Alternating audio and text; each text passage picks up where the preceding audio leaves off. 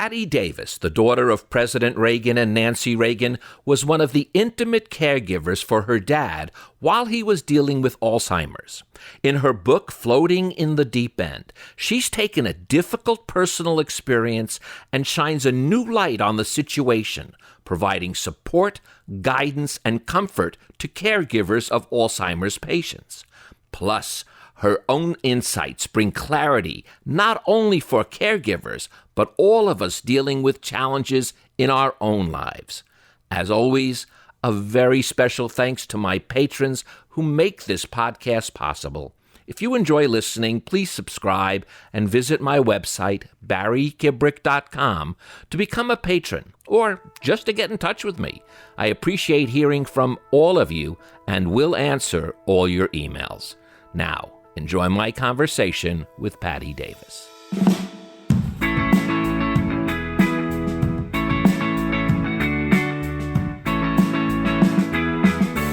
Patti, it is such a pleasure to see you again. Welcome to the show. Floating in the Deep End is really, it's about dementia and it's about Alzheimer's. But the truth is, this is a book that if anyone wants to just read for their own self-improvement, it has things in it that is so beneficial to my own life when I read it, and I'm not dealing with anybody who has dementia or Alzheimer's. Oh, well, thank you for having me, and thank you for saying that. That's a great compliment. Well, it's the truth. And also the prose itself. You have a way of making this topic, which would normally be rather depressing if one wanted to think of it. Instead, it's filled with joy and positive energy. And the prose itself is written as a profound memoir almost, even though it's really a guide for caregivers of patients. So it's a blend that I thought it was very impressive to see it achieved that way. Oh, well, thank you. I definitely wanted to write basically a handbook for caregivers. I started my support group program Beyond Alzheimer's in 2011. I ran it twice a week for 6 years. And then I, for a variety of reasons, mostly having to do with time, I wanted to sort of step back and let other people take the helm. So I embarked on trying to license it to hospitals. And sorry, my cat is this is me, she's going to join the conversation. I love it. I love it. Now we know we're going to get a lot of views. I had 2 hospitals licensed it, Geisinger in Pennsylvania and Cleveland Clinic in Las Vegas. But I got a lot of no's. And, sadly, it didn't surprise me because I just don't think that caregivers are given the care and the attention that they should be given. So then I thought, okay, fine. Then I'm going to write a book. And I'll put, all of the insights and information that is in my support group program in this book. But, in order to present to people the insights that I gained in the 10 years of my father's illness, I also had to talk about the 10 years of my father's illness. So it is part memoir and part guide and handbook. Now, I know that every one of my listeners know this, but just in case we have some new listeners that may not be aware, your dad that you cared for was, and I like to say is still, President Reagan. And I say that because even in your book, as you look at things such as a person's soul and a person's spirit, those things don't go away. And the fact that your dad was president of this nation actually played an even a different interesting role, but it doesn't take you out of the role of just the average Jill or Joe. No, it doesn't. I mean, this disease is a great equalizer. Whether you were president of the United States or whether you worked at Rite Aid pharmacy or something, or did whatever. This disease is a great leveler, and it strips people away. It strips people away down to the essence of who they are, which can be a good thing or a bad thing, depending on what that essence is. we were lucky with my father. He was a very sweet, kind, gentle person.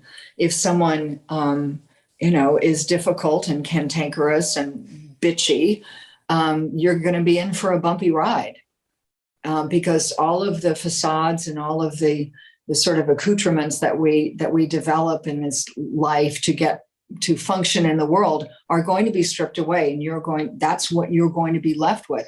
But there is a lot to be learned from that. There's a lot to be learned about how we live our own lives. Like, what is our essence? If we were stripped away like that, what would be there? What would other people experience from us? I mean, I thought about that a lot during 10 years, and still. That's in fact, that's what we're going to really get into. That's why I say it's really of benefit to the person, because once any of us get to strip away our own past, which is what happens when you have Alzheimer's, if you do it for your own sake, strip away your past, amazing what you may find there when not the past is stripped away. I should be careful. When the garbage surrounding the past is really stripped away, not the past, just the external junk that seems to cling to our memories is what causes our own anxiety, depression. And when we're able to strip it away, we can see clearer about ourselves as well. Yeah, I quoted Barbara DeAngelis in this book, something I heard her say many, many years ago. She said, it's not so much what happened to us in our lives in our past, it's the decisions we made about what happened to us. So if it's a parent who has gotten Alzheimer's or any other kind of dementia, and let's say you had, a challenging relationship, a difficult relationship, even an abusive relationship with that parent, who you became around that experience is something you really are going to have to look at. You can't change the past. What happened, happened. They were the parent that they were. But if you're going to still be the resentful, angry, embittered person that you probably have been for good reason, you're not going to do very well in this experience. So this is kind of a wake-up call to go, okay, you know what? It's time to grow up. It's time to grow up. And one of the things that I've written about in Floating in the Deep End, and then I talked about a lot in my support group, was that there's always a different way of looking at things. And that's not to advocate denial, or, as my friend Marianne Williamson would say, pouring pink paint over any part of the past or any experience. But it is about saying, okay, how can I widen my view here? How can I look at this differently? I used to, in the 90s, when my father was ill, do lectures sometimes about being the daughter of someone with Alzheimer's. And after one of my lectures, a woman, and I talked about this, about choosing a different way to look at things, look at things from a different angle. And a woman came up to me afterwards and said, that was so important to me. She said, my mother has Alzheimer's, and she described a mother who really had no interest in being one and was not a very nice person, really. And she said, so I got it. She didn't mean it. And I said, well, okay, wait a minute here. I said, you just described someone who was not loving, was not tender, was kind of mean. And she went, well, yeah. And I said, she meant it. She wasn't just in a bad mood for 30 years. She meant it. How sad for her. That's the change in perspective. That's the change in attitude. That's what gets you out of your own woundedness, is to realize that the other person is wounded too, and they don't even know it. And in her case, her mother has Alzheimer's. She's stuck in that woundedness that she never even acknowledged. She doesn't have a chance of getting out of it.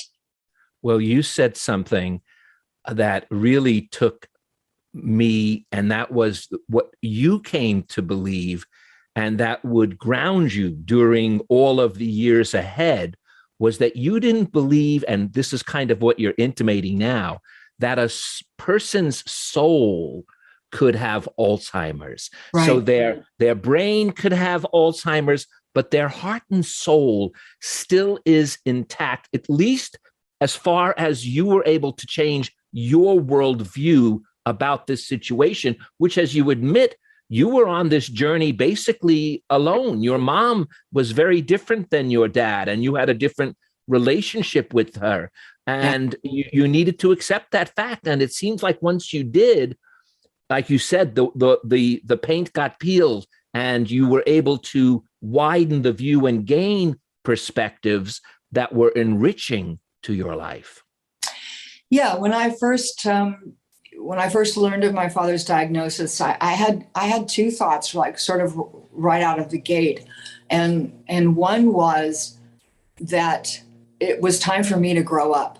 That if I was still going to be that resentful person who had this fractured family and resented that and was bitter about that, this I was not going to do well, and I really wanted to get this right.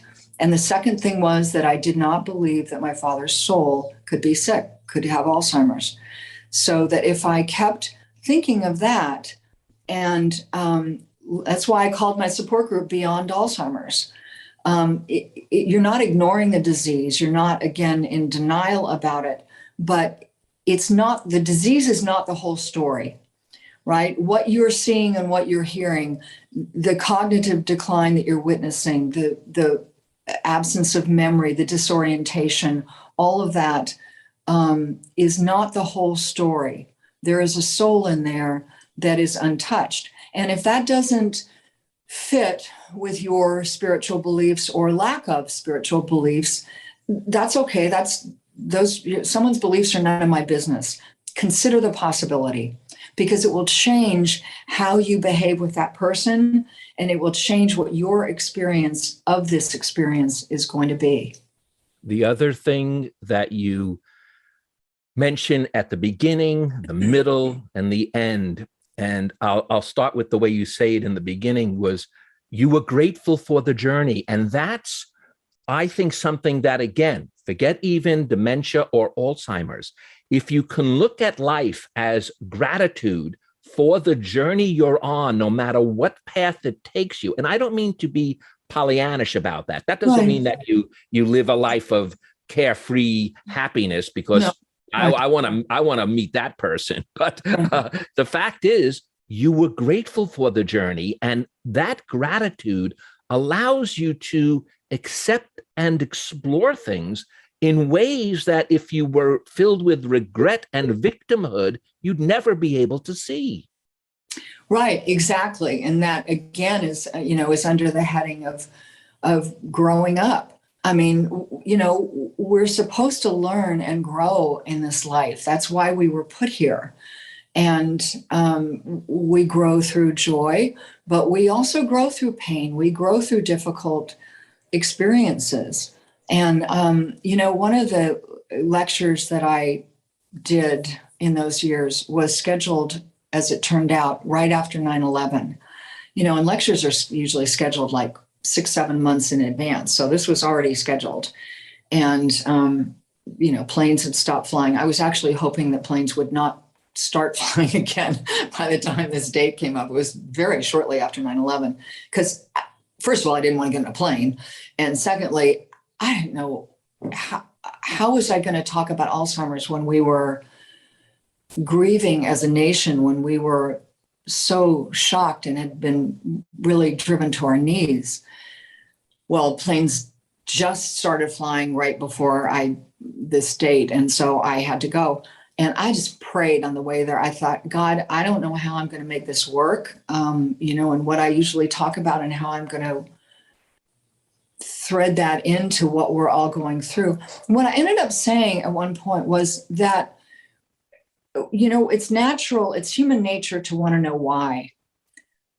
Why did some people on 9/11 stop to get their dry cleaning and live as a result? Why did some people at last minute take a day off and live as a result? And over 3,000 people died. Why did my loved one get Alzheimer's when there's this really mean person up the street that turns the garden hose on kids as they walk by, and they don't have Alzheimer's? And I said, it's the wrong question. Instead, it's better to ask ourselves, what can I learn from this? How can I grow from this? Because you're never going to get the answer to why Maybe someday when we're no longer here on the other side, maybe we'll get the answer, but not while we're here. I don't think we're going to get that answer. But ask what we can learn then opens us to things that we hadn't anticipated. There's another question that you ask, and I think this is going to truly give people solace when they think about it. It gave it to me because I'm dealing with an issue now, simply a career issue. And I think this is helping me the way you phrased it. You said, instead of asking, what should I do? A better question is, how should I be? Yeah. And I think that's something that, again, transcends the dealing even as a caregiver, because when we are always puzzled about what should I do? What should I do next? How should I be allows you to answer the questions of what should I do? Exactly, because form will always follow content. That's just sort of a law, I think, So if you are asking what should I do as that resentful 17-year-old or, an angry 20-year-old or whatever, or a disgruntled whatever age, then that's going to inform what you decide to do, right? If instead you are coming from a more mature, more holistic, wider view perspective, what you should do is going to come out of that. Something you said also that I so truly believe in, and especially in the, I don't want to say political climate, because it's political, environmental, it's the climate of today. You say that, and we're feeling such a divide. You state something that to me was always so obvious, and yet some people just never see it. You say our stories are usually more alike than different. And we don't seem to be able to appreciate that. We're only looking for the difference. We're not looking for the commonality, which is actually 99.9% of the time. It's only a small percent that we differ with, even genetically. Right. And I think, Alzheimer's and any version of dementia will definitely show you that, if nothing else has. Like I said at the beginning, it doesn't matter if someone is president of the United States or whatever they do.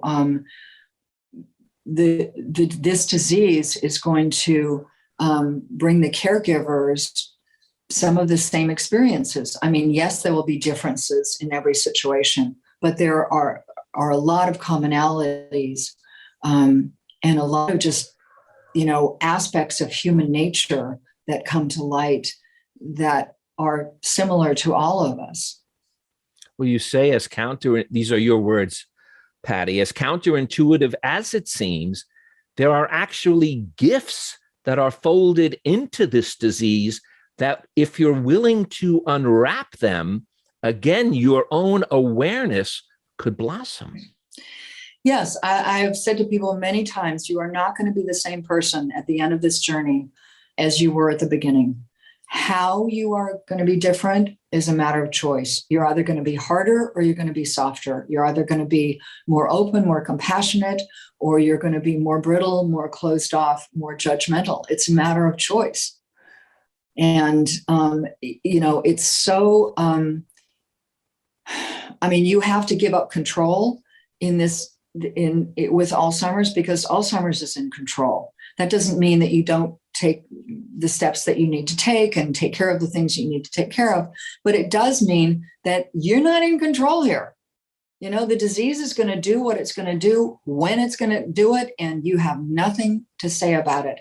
And that's a huge lesson for a lot of people. I remember somebody in my support group, I can't remember what the circumstance was, but it had to do with control and them trying to control things.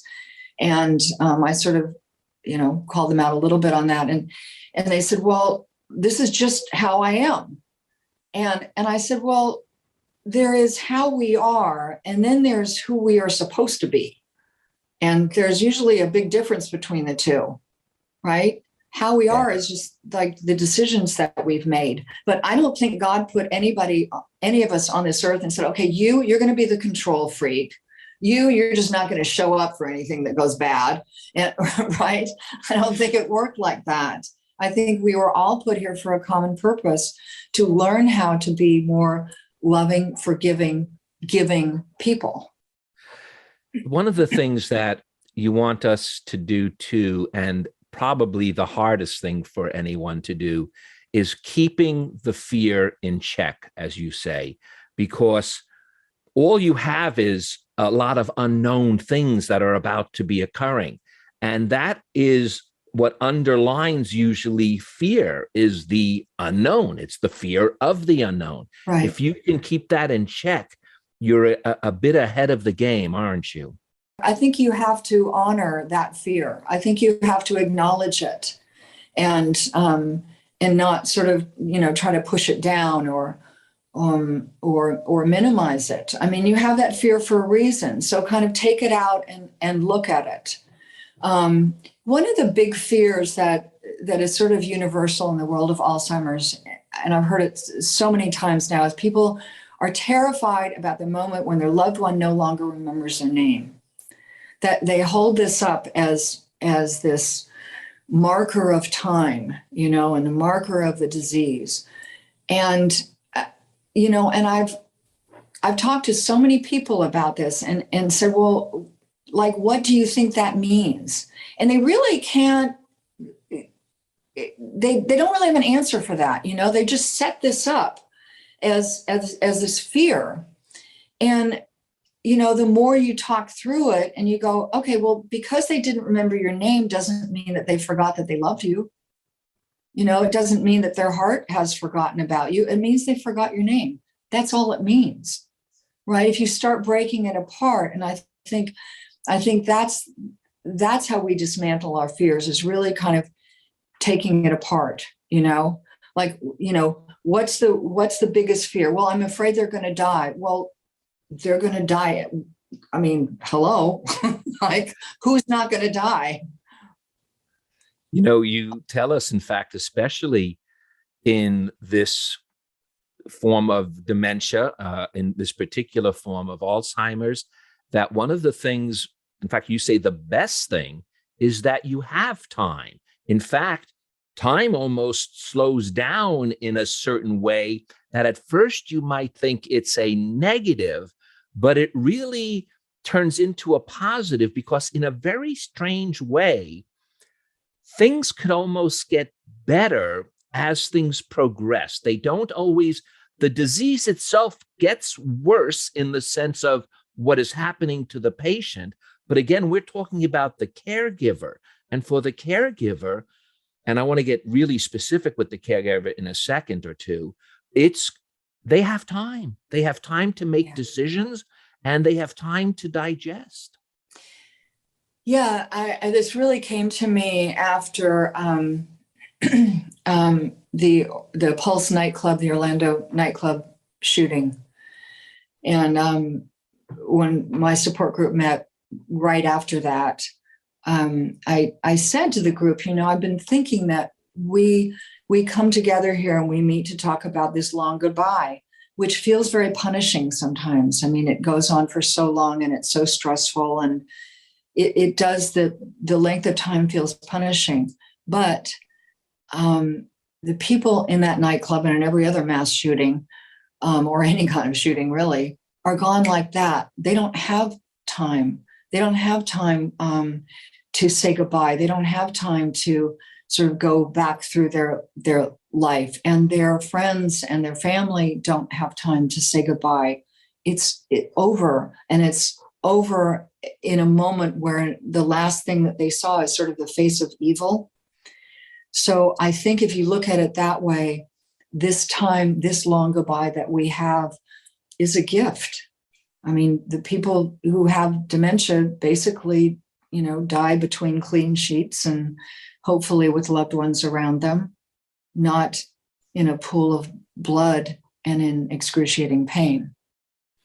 Yet you wrote this for the caregiver, and you let us know that caregiving is a full-time job, But we oftentimes, as you say in the book, think that it's our job to do all the difficult caregiving. And that's not the case. You want everyone to know that every situation and how every family will respond may be different. And it's important for you to really get to know how full-time of a job it is and how essential it is to make caring for yourself a priority. Right. I mean, there are some situations financially where there's no choice, where family members have to do everything, where they don't have the means even to have someone come in, for short periods of time. I get that.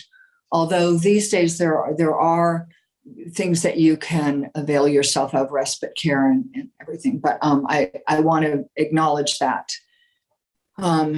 for other people who can afford outside help, it is really important. It's really important so that you have time to grieve.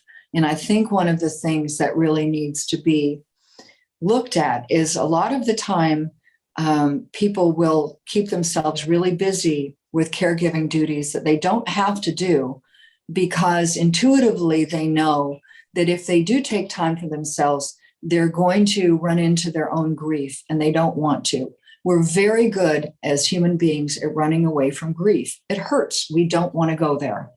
And we have this idea that if we keep pushing it away and like send it out to the South 40, that it will disintegrate. But it doesn't work like that. Grief is not biodegradable. It will wait for you and it will come find you. So you're going to be in a lot better shape if you allow yourself to grieve pretty much from the diagnosis onward, and give yourself that time, and don't, keep yourself so busy that you don't have that time. You're not doing yourself any favors. And you let us know that the grief is only there because we have loved. Right. That's what makes us grieve. Grief is an aspect of love. Yes. Yeah, but it still hurts, and it's still scary, and it's still difficult. You feel like you're going to drown there.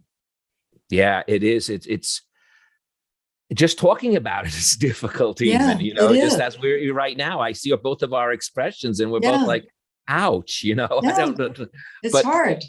But you know what you give us, though? You give us a little antidote, as you say. And you say that sympathy and compassion are always reliable antidotes. So when you're feeling this grief, if you not only feel the sympathy and compassion for the person you're caring for, but specifically, if you're feeling the sympathy and compassion for yourself, the grief, like you said, it will never go away, but the weightiness of it may feel a little lighter. Yeah. I think it's the difference between floating in those waters and feeling like you're being pulled down underneath them. One of the challenges, you say, is to adapt to the unpredictability early on.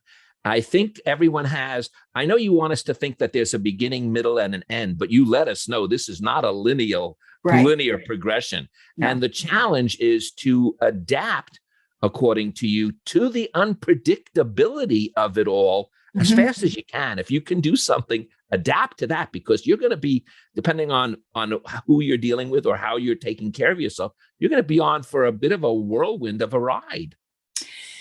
Yeah, exactly. I mean, it's human nature. If somebody says something that's not correct, to try to correct them. You have to retrain your own mind in dealing with someone who has dementia. I used to, in my support group, talk about it like emotional weightlifting.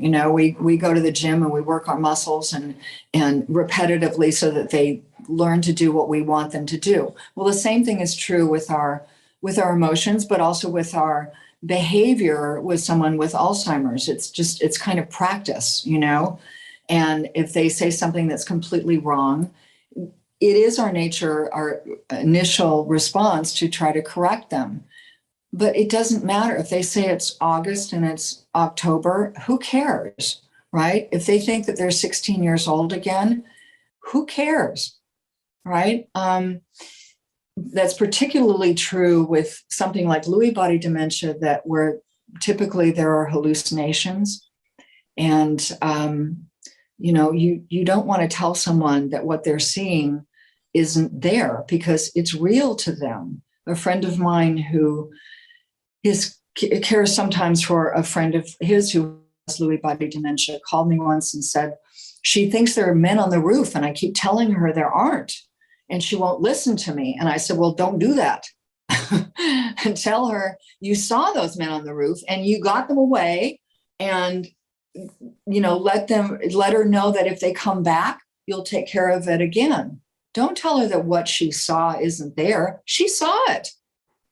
This is one of the great times you say we're lying is not only it's a blessing. It's an art form. Go with it. This is really, this is like the lies that should be told. You really need to live with that person in their moment, even though they may be in a moment that is of the past, they're still in that moment. And if you can, and if you can let them know and comfort them rather than disagree with them, that they'll much quicker go along with it. They'll much feel at ease. And I love the way you give us not only permission, but you almost glorify that if you're a good liar, now is the time to put it into play. It's like acting, learn how to do it. I mean, I called it creative lying.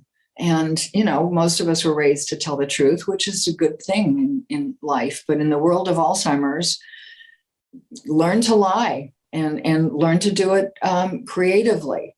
Because it will, you want to keep things peaceful.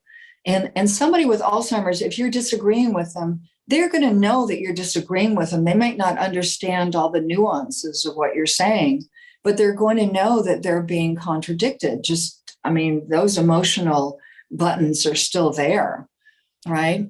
So just go along with it. And you might learn a lot about that person too. I want to say, these 3 words that you say you gained great reverence for, and they're this simple: I don't know. Yeah.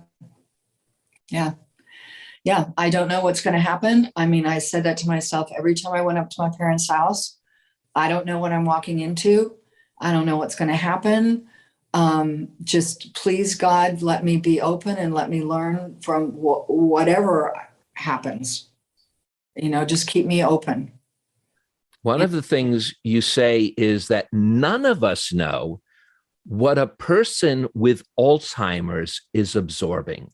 And I have to tell you, if there's someone in the sound of this voice, what a wonderful study that would be if it was possible to find out actually what someone with this disease is absorbing, because something's going on. They're not vacant. They're not there. So what is it that they are absorbing? I love that question you pose. Well, I think, one of the unique things about Alzheimer's is that the latter stages really are easier than the earlier stages. The earlier stages, the person is aware that they're losing cognition. They're aware that things that were once familiar now aren't, and that they can't access memories. And it's very painful to watch. And as the disease progresses, wherever they drift off to, typically in most cases, they're okay wherever they've drifted off to. Someone in my support group came in once and said that he felt really sad for his mother, who was in the later stages and was in a facility. And he said, whenever I visit her, which was every few days, he said she's just sitting by the window all by herself, staring out. And the people at the facility told him that she didn't interact that much with the other residents. And he said, so I'm the only interaction that she gets, and she's just so sad and so lonely. And I said, hold on. I said, you have no idea where she's drifted off to in her head. She could be walking on a beach in the Bahamas with some gorgeous man at sunset, and then you show up and ruin the whole thing. right? We don't know where they've drifted off to. So we can't impose. I mean, that's the I don't know part too. I don't know where they've drifted off to. Do they seem peaceful? Do they seem content? If they do, then wherever they've drifted off to is okay for them. You even take it to the next level when even at a point in the disease, if they fall in, two things could happen actually, and you give examples of both. They may actually fall in love with somebody else in a healthcare facility. And it's also possible that the caregiver, who no longer is recognized by the person, could fall in love. And that's you dedicate quite a nice amount to both of those scenarios, because at first they just fill you with regret and guilt. And you'd like us to kind of try our best not to be filled with regret and guilt, because we all want that companionship, even the person with Alzheimer's and the person caring for them. And you even showed examples where they sometimes meshed beautifully together. Yeah, I wrote in here how impressed I was with Sandra Day O'Connor, because this was years ago, many years ago, when she disclosed that her husband, who had Alzheimer's and who she finally did have to put in a home, fell in love with somebody else. And she was happy for him that he found love. And I thought it was such an evolved, important thing for her to be open about. Again, I don't, somewhere in his soul, he remembered her and remembered that he loved her, but he also craved companionship and craved love and found it. And she found it in herself to be happy for him. There are obviously similarities when someone loses a partner or a spouse to dementia, but there are also vast differences between that situation and losing a parent to the disease. It's the wounds are different and are remain very tender, I think, throughout the disease. You do make it very clear that there is a very big difference between losing a spouse to Alzheimer's and losing a parent. It sort of goes against the natural progression of life, which makes it more difficult than it's almost like impossible to imagine. Well, it is. And because, you have to let go of the in love part of your relationship. You're not going to be attracted anymore to your partner who is regressing back through time and is behaving in a childlike fashion. You're just not. But that doesn't mean that, I think relationships have the aspect of being in love, and they have the aspect of love. And the love is the grounding of our relationship. The in love part, there's always an ebb and flow too. Some days you can't keep your hands off your partner, and other days you can't stand the way they chew. It just is, so we already sort of know that. But with dementia, that in love part that goes. I mean, you're not going to be sexually attracted to them anymore, and there's a lot of grief in that. That's a huge loss. So you have to then sustain yourself with the love between your soul and theirs, which is what's sustained you through your relationship anyway. As I said, there's so much that you've learned that if you take it even out of the context of Alzheimer's will help. And one of those things that you learned was you believe that maybe some of our fear about death is actually a fear about life. When you phrased that, that was one that stopped me in my tracks. And you have to then begin to think about that. Is a fear of death really a fear about life? Yeah, that we didn't do, what we we were meant to do in this life. I think death is also a fear of the unknown. I certainly have it, but I think it's also a fear about, getting to the end and what did I do with my life? Did I do enough? Did I do what I was put here to do? But you follow that right away by saying the first thing you better do if that enters your mind is forgive yourself.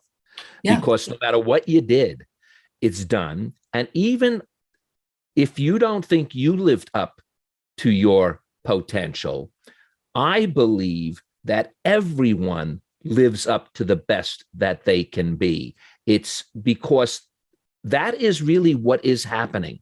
You are doing the best that you can do, whether you think so or not. That's a real fact, because that's what life is. It is what you end up doing. So whether you believe you're living up to it or not, you really are. And if you can make that adjustment, you'll save yourself a lot of aggravation. If you can't, then you'll just have to deal with that as an aggravation. But it's definitely a reason why forgiveness of the self is so important. Yeah, I don't know that I would agree about that with everyone. I don't think people who murder other people are doing the best they can on this earth. Oh, no, please. I was never, by the way, the truth is those are the people that never think they're doing anything wrong. Right. So that's a whole opposite story. It's only the people that care that are concerned if they did the right thing. Yeah. So people who do murder or do evil, they don't care if they did the right thing. And the irony of it is most of the biggest evils that are committed are because they think they are doing the right thing. So it's really a sickness in that case. But when you yourself, though, view yourself as not living up to your potential, that's when you need to explore within yourself that you did do right, you did do the best you can. That's where I want to take this. Yeah, well, Maya Angelou said, when you don't know any better, do the best you can. When you know better, do better. So, it's tempting for all of us to, I certainly do it, look back in time and go, oh God, I wish I behaved differently. I wish I'd done things differently. I didn't know any better then. I wasn't the person then that I am now. Absolutely. You say, this, too, and this reminded me of a Leonard Cohen line. You say, it's easier to act your way into a new way of thinking than it is to think your way into a new way of acting. And Leonard Cohen wrote, act as you want to be, and soon you will be the way you act. And then you wrote, and it's like a triple layer here, pretend to be strong, capable, and calm, and your emotions will catch up to you. So those three little tidbits right there, which all mean the same, are gems. Well, the first one, I didn't make that up. That's from AA. It's easier to act your way into a new way of thinking than it is to think your way into a new way of acting. That's from AA, which I didn't go to, but I know a lot of people who did. And that's where that one came from. But it works in any aspect of life. If you behave differently, then your emotions kind of catch up to that and go, oh, this feels okay. I can do this. Yeah. And you end up, as Leonard says, you end up acting the way you want to be. Yeah. You use these words that in order to form any kind of bridge with someone who has dementia, you have to, as we discussed, exist in their present moment. But you added this that I didn't get to before, and I think it's important. That's also great training for how to live our own lives, isn't it? Yeah. I mean, a lot of what you learn with Alzheimer's is great training on how to live your life, including living in the moment. I mean, we talk about that and we read books about it, but it's very hard to do. We ruminate on the past and we think about the future and it's very hard to live in the present moment, which is where people with dementia live. So if you're going to connect with them, you got to be in that moment. And it's a great training for how to live your own life more in the present moment. You know, you mentioned something earlier about the different types of love and of being in love and the different ways you can respond to love. You also say something about anger that I think fits that same type of difference. You say there is a difference between getting angry and being angry. I think Yeah. if we can go into that, we'll be helping a lot of people not only understand the difference of that, but see how that reflects within their own emotional state. So tell us the difference between getting angry and being angry. Well, I think, first of all, anger always sits on top of something else. So when we get angry, there's always something else under there, usually fear, sometimes grief, but usually fear. Like, when we get, listen, I certainly don't have a lot of control over my anger. Like if I'm behind the wheel of my car and some jerk does whatever, right? I have to keep the window rolled up so I do not put my middle finger out there. Someone told me, you're going to get shot if you keep doing that. So I just roll the window up. So if I start to do it, I hit my hand. But that anger that comes up there's fear underneath there. This person just cut in front of me. I could have gotten in an accident, right? So, I think that's important to understand. It doesn't mean that we're not going to get angry, but it does mean that we look at what's underneath it. Being angry is that slow burn that has just become a habit and we don't even realize it anymore. And I know I sort of inhabited that space a lot earlier in my life, mostly because of my family and, not having the nurturing close family. And I was angry about that. And so I was just sort of this angry person. And that's really toxic because it's not this explosion of adrenaline where you go, oh my God, I just got so angry. It's this, like I said, this slow burn. And, it ends up being a state of stress. It ends up being a really kind of toxic thing, Well, one of the ways of getting rid of that toxicity is what you call the balm of laughter. Mm-hmm. And that's BALM, excuse my New York accent. It's the balm of laughter. And when you say these words, I think most people never put them together, but you wrote it so eloquently. I just want to read them exactly as you wrote them. Joy can coexist with grief. We never think that really intellectually, although if you are around it, you see it a lot, by the way, but you don't quite put it together. You realized it. You saw how that joy can coexist with grief. And if you allow it to, that balm of laughter will truly be of solace.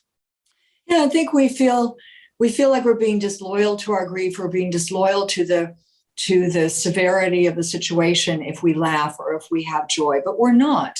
There are a lot of colors on the palette when we're grieving, when we're going through a difficult experience, and some of those other colors are our joy, our humor, our laughter. People with Alzheimer's say funny things sometimes. It's okay to laugh. You're not laughing at them. In fact, when you start laughing, they'll probably start laughing. So you're really laughing with them. That's okay. And it's okay to have moments of joy with them. Again, if you really open yourself to the situation, there are moments where there's sort of an opening in the disease and maybe you can feel a closeness to that person or a window into that person that you had never experienced before. That would be beautiful, wouldn't it? If you allow that to happen and you see that, what an awakening that would be. Mm-hmm. Yeah. Now, you have a couple of antidotes that I fell in love with. I'm sorry, Patti, but I'm going to mention one of them. And because this is an antidote for virtually everything. You called it an antidote for guilt, but I'll say this is an antidote for everything. And that is gratitude. And it's probably the hardest thing to churn up within yourself. First of all, gratitude is the hardest thing to churn up within yourself if everything is going perfect. For some reason, gratitude seems to always be lagging behind where it should be. But in this particular time, and with guilt and with the loved one going through it, if you can see the gratitude still, that's going to get you through. Yeah. Yeah. It's again, widening your view and how can I look at this differently? And, if you say, well, this is the worst thing that could happen, this is the worst experience that could happen, that's going to be your reality. And that's a pretty narrow way of looking at things. If instead you go, okay, this is really difficult and it's really challenging and really painful, but I have these people who are helping me. I'm grateful for that. My loved one has a house that they own. I'm grateful for that, because down the line, if we decide that a facility is best, there's equity in this house and that will cover those expenses of the facility. There are always things that you can look at and say, this could have been much worse, but here's this to be grateful for. You have, wait, I don't know if I'm going to flip the order in this case. I'm going to go a little bit to the back of the book than in the front, because I want to go to the things that you said get out of control sometimes. And there's a number of things. I never realized this, but you say this is almost inevitably going to happen. The person with Alzheimer's is not going to want to bathe. And the other part, like you say, is taking away the car keys and the decision to put someone in a facility, how much guilt-ridden that is. So just hint us a little bit about when things do get out of control, we have to be able to muscle through it, I guess. But I know that you wrote it in a better way, and I'd rather hear it from you. Well, they're each, different situations. Early on, getting the car keys away is really important, and it's usually not easy. And people have gotten very creative. They've disabled the car and said we can't afford to fix it. They've driven the car away, said it was stolen. We can't afford to get another one. Ultimately, the person doesn't get a vote. I mean, if it really has to come down to where you have to draw the line, they have an illness and they don't get a vote, particularly with driving with the car keys. The bathing situation, which happens usually way down the line, it's a hard one. You can try to change certain things. For some reason, I think showers become scary. I think just the water coming down on them is frightening for some reason. So baths might work. Sponge baths, you can get a chair to put in the bathtub. I would strongly suggest that family members do not take on that task, because the person is probably going to be a lot more cooperative with an outside caregiver. They're not going to be able to push the buttons of a family member. So I have a lot of, sort of practical suggestions in there about these things. It's funny. In the very beginning of this chat, your cat walked by over your shoulder. It's right behind me. And even when it comes to a pet, we often find much better for the veterinarian to take care of the pet than for you to do anything to the pet, because all you're going to do is aggravate them and they're going to hate you. Let them put it on the other person. You even say it's a doctor that should tell the person that they have Alzheimer's. It should not be a family. Absolutely. And a lot of doctors don't want to, and I understand that, but I think it's really important that the doctor tell them, because they're going to get mad. It's going to be like shoot the messenger. They're going to get mad at the person who gives them the bad news. Let them get mad at the doctor. You don't want them to get mad at you. Right? Yeah, absolutely. And as I said, I flipped it because you had this a little bit ahead of this, but I think it's so important. I don't want to leave it out. And that is how we have to rebuild our world. There comes that time when we have to rebuild our world, whatever it was, it's time. Yeah. Yeah. You're, you are not just the son or daughter of someone with Alzheimer's. You're not just the spouse or the partner of someone with dementia. You have more in your life than that. That is a part of your life, and it's always going to be a part of your life, even after that person is gone. But that's not the entirety of who you are. And I think that's really important to remember, because you can end up in the prison of this disease also. I told you earlier on that there was prose in this book that I thought went beyond the classic information. And I want to read one of the lines, actually 2 sentences that you wrote, and just to hear why you wrote them, even for whatever reason. Sometimes our homes are built with shadows and missing pieces. Sometimes there are rooms that are never unlocked. Yeah, I think I was talking about my own family, certainly. And, you just have to accept that I'm certainly not the only person who came from a very fractured and non-communicative family. And you have to accept that this is who you were born into, and this is the state of your family. And if you think that once a disease enters the picture that your family is going to bond together around that, forget it. That works in Lifetime movies. It doesn't work in real life. I mean, maybe a miracle happens here and there and that happens, but I doubt it. It's important to say, this is the home I came from. How can I look at it differently? Right? Again, without being that resentful 17-year-old, how can I look at it differently, more philosophically, but certainly from a place of acceptance? Oh, that's how I'm going to end our conversation, is with your words. Among all the lessons that Alzheimer's taught me, the lesson of acceptance towers above everything. Patti, I am so grateful that you took this time to share your experience and your wisdom with us. As I said, this will be of a great service for any caregiver, but if you're not a caregiver, read it to help yourself. Thank you so much, Patti. Oh, thank you. I really appreciate it. Thank you.